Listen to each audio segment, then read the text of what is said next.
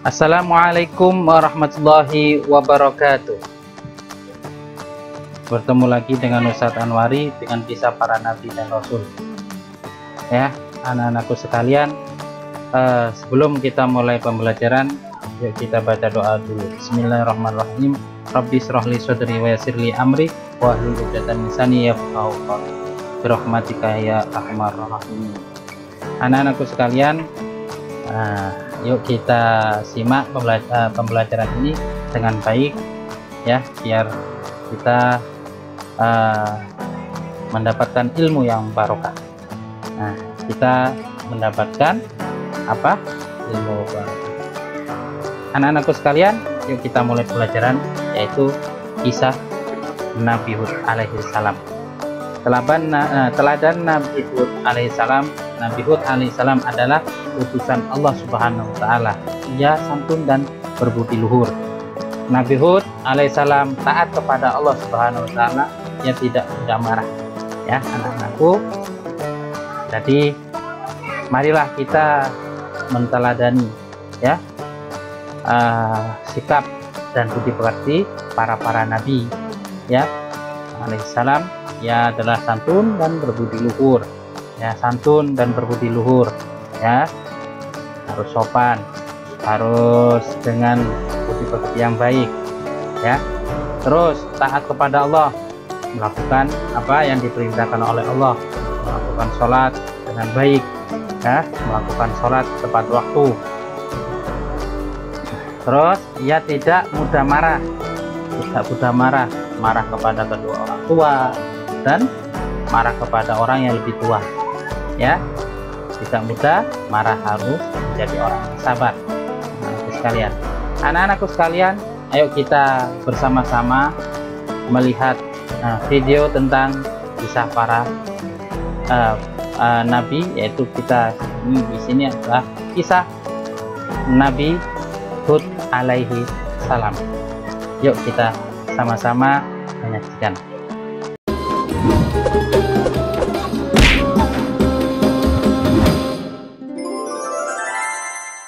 Kisah Nabi Hud alaihi salam.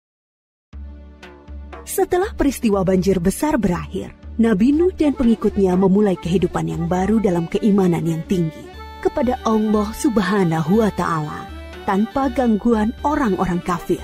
Keturunan mereka kemudian menyebar ke berbagai wilayah yang luas. Ad adalah keturunan Nabi Nuh dan putranya Sam bin Nuh.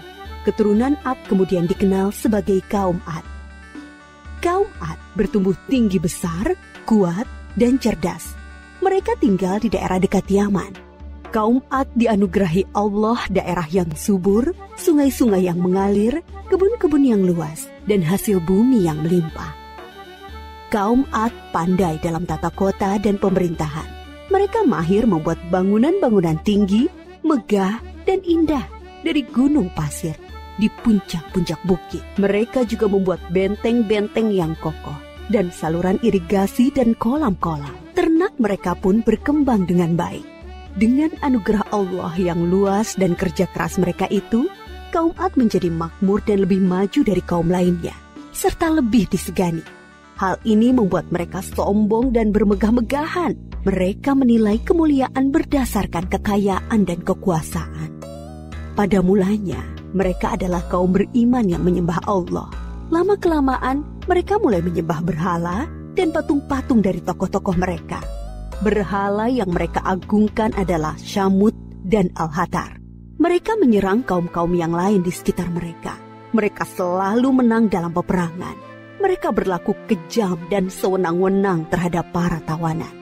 Kehidupan sehari-hari mereka kemudian dipenuhi maksiat, penindasan kepada yang lemah, dan kedurhakaan kepada Allah. Di tengah masyarakat yang rusak itulah, Nabi Hud alaihi salam diutus Allah untuk menyampaikan ajarannya. Nabi Hud berasal dari keluarga kaya dan terpandang di kalangan kaum Ad. Akhlaknya mulia, cerdas, dan tidak terpengaruh oleh kerusakan kaumnya. Setelah sampai perintah Allah, mulailah beliau berdakwah mengajak kaumnya untuk kembali menyembah Allah. Hai kaumku, sembahlah Allah, tinggalkanlah berhala-berhala itu. Aku tidak meminta imbalan kepadamu atas semua ini. Upahku hanyalah dari Allah. Nabi Hud berdakwah dengan sabar tanpa putus asa. Tak henti-hentinya mengajak kaumnya untuk bertakwa kepada Allah, agar mereka terhindar dari azab Allah, sehingga mereka tidak mengalami nasib yang sama dengan kaum Nabi Nuh. Tetapi kebanyakan kaum Ad tidak mau mengikuti ajakan Nabi Hud. Mereka bersikeras untuk tetap menyembah berhala. Mereka menganggap Nabi Hud lemah akal dan gila. Dengarlah Hud, sembahan-sembahan kami telah mengutukmu sehingga engkau menjadi gila. Ucapanmu ngelantur, kacau. Itu karena kau menghina sembahan-sembahan kami. Kami tidak percaya pada ucapanmu. Datangkanlah azab yang telah engkau ancamkan. Kami tidak takut sedikit pun. Nabi Hud mengadukan kepada Allah atas perlakuan kaumnya. Beliau menyerahkan kepada Allah urusan pembalasan terhadap para pembangkang itu. Kemudian Allah menurunkan musim yang panjang, yang membuat sungai-sungai dan sumur-sumur menjadi kering. Tanaman dan binatang ternak banyak yang mati. Kaum Ad dilanda kelaparan dan kehausan yang parah.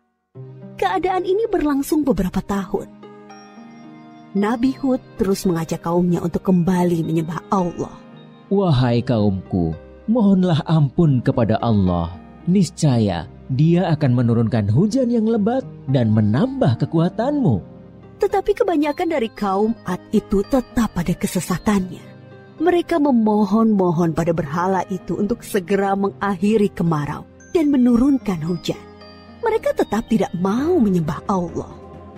Akhirnya tibalah ketetapan Allah, yaitu azab yang diancamkan kepada mereka. Muncul awan hitam membentang di langit. Gumpalan awan hitam itu sangat tebal dan luas. Orang-orang kafir melihat awan hitam itu sangat gembira. Mereka berlarian sorak-sorai menyongsong awan itu. Mereka mengira hujan lebat akan turun sebentar lagi. Sesembahan kita telah mengabulkan doa kita. Hujan akan turun. Kesengsaraan kita akan segera hilang. Ternyata dugaan mereka salah besar. Gumpalan awan itu adalah azab dari Allah untuk orang-orang kafir. Terdengar suara gemuruh yang menakutkan. Bertiup angin yang sangat kencang. Angin itu dingin sekali rasanya. Orang-orang yang semula berkumpul menyambut hujan menjadi panik berhamburan mencari perlindungan. Jerit tangis terdengar di mana-mana. Tolong! Oh, dingin sekali. Ampun! Aku tidak tahan. Tolong! Orang-orang itu putus asa dan menyesal. Tetapi sudah terlambat. Angin dingin itu bertiup luar biasa kencangnya. Selama 7 hari 8 malam. Menumbangkan apa saja yang dilaluinya. Pohon-pohon, gedung-gedung megah, rumah-rumah, patung-patung, berhala, semua rusak porak-poranda. Setelah 7 hari 8 malam, topan itu berhenti. Negeri kaum Ad yang megah telah rusak binasa. Mayat-mayat orang kafir bergelimpangan di mana-mana. Tubuh yang tadinya gagah perkasa menjadi seperti batang pohon yang lapuk. Hanya Nabi Hud dan pengikutnya yang diselamatkan oleh Allah dari azab itu. Mereka kemudian hijrah ke Hadramaut, membangun kehidupan baru di sana. Mereka hidup sejahtera dengan beriman kepada Allah Subhanahu wa Ta'ala. Nabi Hud wafat di tempat baru itu. Kisah Nabi Hud mengajarkan kepada kita bahwa kekayaan, kepandaian, kekuatan tubuh yang dibangga-banggakan kaum Ad akhirnya musnah. Kesombongan dan kesesatan kaum mereka mengundang amarah Allah. Kita harus menjadi umat yang maju dan kuat, tetapi jangan meninggalkan keimanan dan ketakwaan kepada Allah.